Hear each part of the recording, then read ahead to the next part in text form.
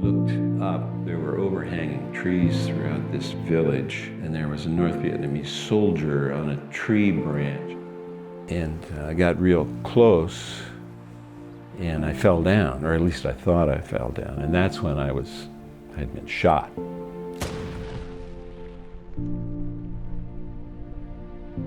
In 2019, we heard the story of Lieutenant Barry Jones and his remarkable Tudor Submariner. The watch was hit by the bullet that went through my arm. I had it on my left wrist. And so when Lorrie was working on my wrist, the watch was kind of just hanging like so. Got this call. Does the name Lorrie McLaughlin mean anything? And I said, of course. I said, the watch.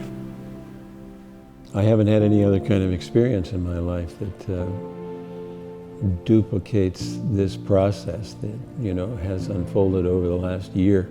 It's opened me up to speak about my months in Vietnam. And I belong to a few veterans groups that I've been able to share.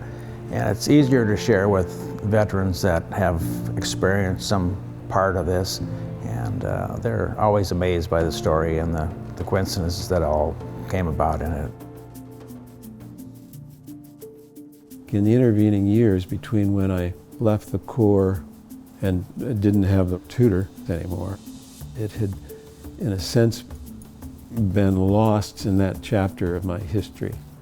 I didn't have any contact with Lorrie in those last 50 years or any inkling of where he was. Things just began to unfold. And here we are.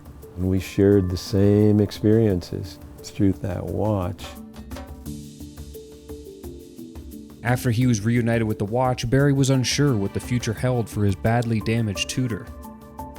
Its condition seemed to ensure that it would never be anything more than an inanimate memento to his time in Vietnam. After having the watch for a month or so in the fall of 2018, I didn't have any expectation that there would be even the remotest possibility of repairing the watch, but I thought, nothing ventured, nothing gained.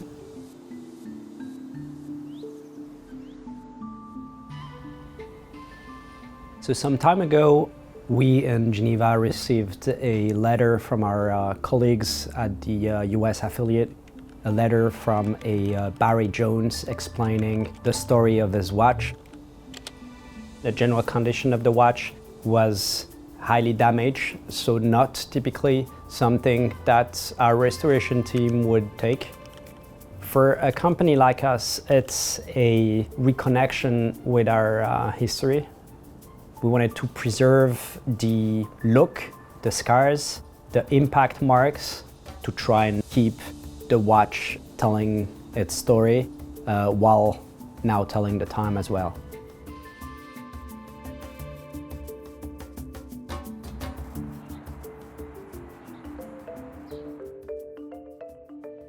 From the outset, technicians working on the project had to assess the current condition of the watch's many components. As the movement was rendered totally non-functional, Barry's watch required a ground-up restoration, and due to the extent of the damage, nearly all aspects of the watch required highly specialized attention from the watchmakers. The hands on this watch were highly bent. They were stuck to their mount, so it was a challenge first to only just take them off without damaging them more.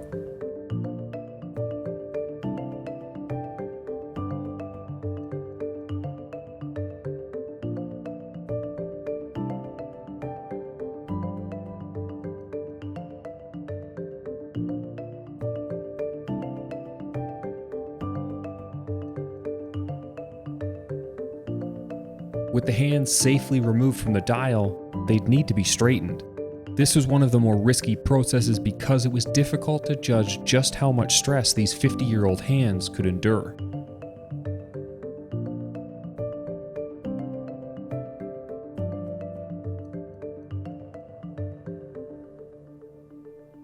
It was a conscious effort as well to not relume the hands, but rather to keep each component in its original state.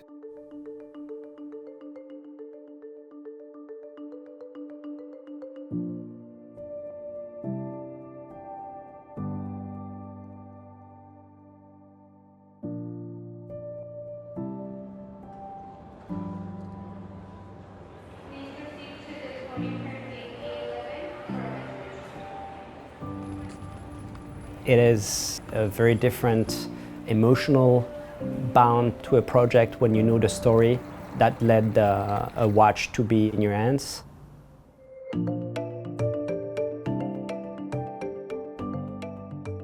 Having completed the stage of removing the hands, attention was then placed on the movement, which would need to be broken down, cleaned, and assessed one piece at a time.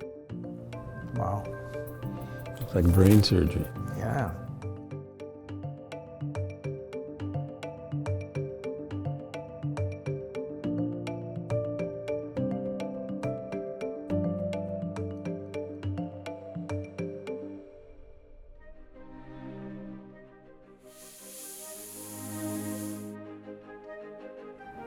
We had to discuss with Barry and with our team up to what point we would go.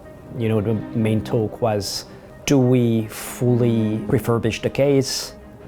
The case was heavily bent. It was not round anymore. It was not waterproof. The thread had been broken, so that was a big challenge. The next task would be to straighten the watch's twisted lugs. How is this done?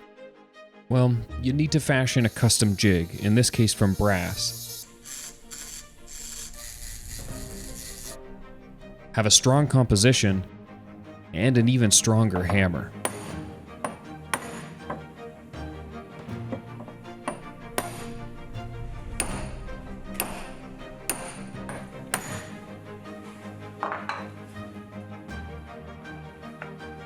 One would think that to reshape stainless steel, you would need to heat it up, which wouldn't be a good idea because it would change the color and the aspect of the metal. So that's why this process has been done cold. With a little patience, they were able to set the lug straight again. And as you can see, the now reshaped lugs still hold the scars from its past life.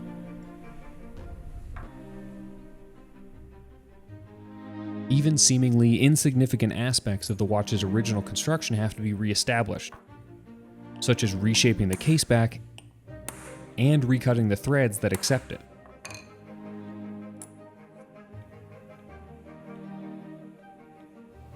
Wow, it's amazing. There are all kinds of relationships that have been energized around the watch. In Switzerland, the Marines that I've reconnected with, just since Lorrie and I've reconnected.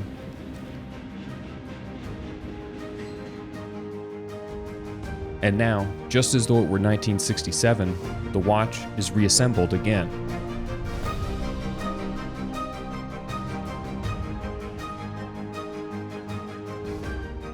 At some point, I called Barry to let him know that the watch was functioning.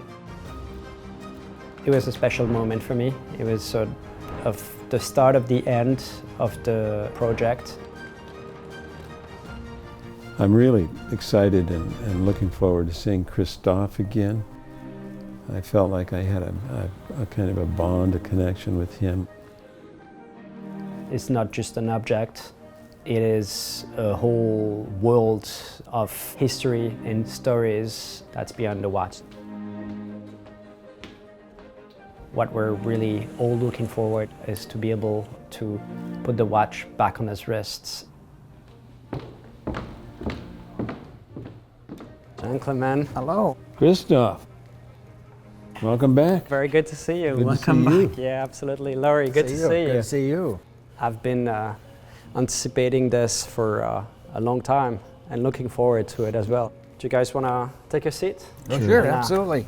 So there's obviously a reason why we all here today. It's been long in the making, 50 years first, then we heard your story, and the technicians The other colleagues that were involved, everyone that heard about the story was very excited and would want to be here. I'm gonna have a lot of questions when I'm gonna be back in Switzerland, but we're pretty happy with the outcome. Prepared a little box for you.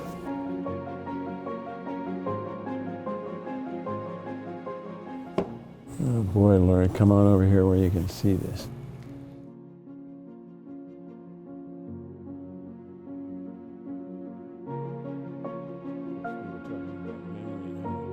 Sometimes doesn't work, that it was this shiny back in the day. Yeah. Of course, I'd been in salt water with it Yeah. in the swimming school, and we were in the mud half the time. Oh, there it is. There's the mark right there. That was, I told him I had the watch way longer than he had it. Yeah. Yeah, exactly. I'm so happy that that scar is on the outside of the watch. Yeah.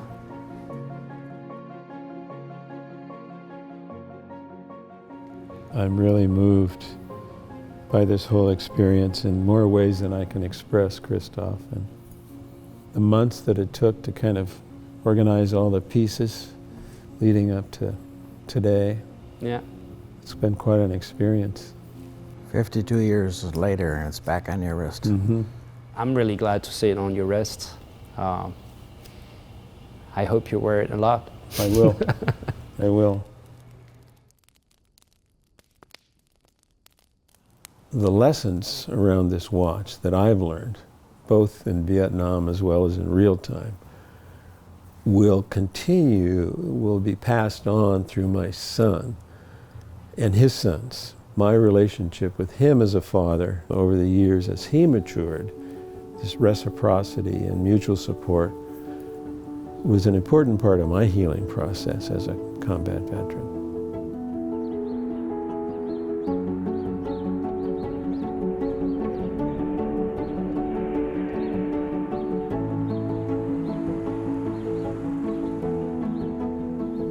The energy coming through the watch has created all these connections that were dormant or non-existent before. It's kind of liberating in a way.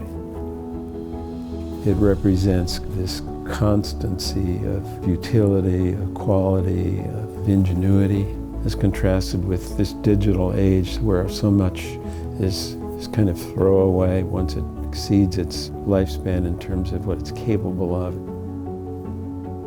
It's been proven in a sense that pretty amazing things are possible in terms of taking a timepiece like this and bringing it back to life.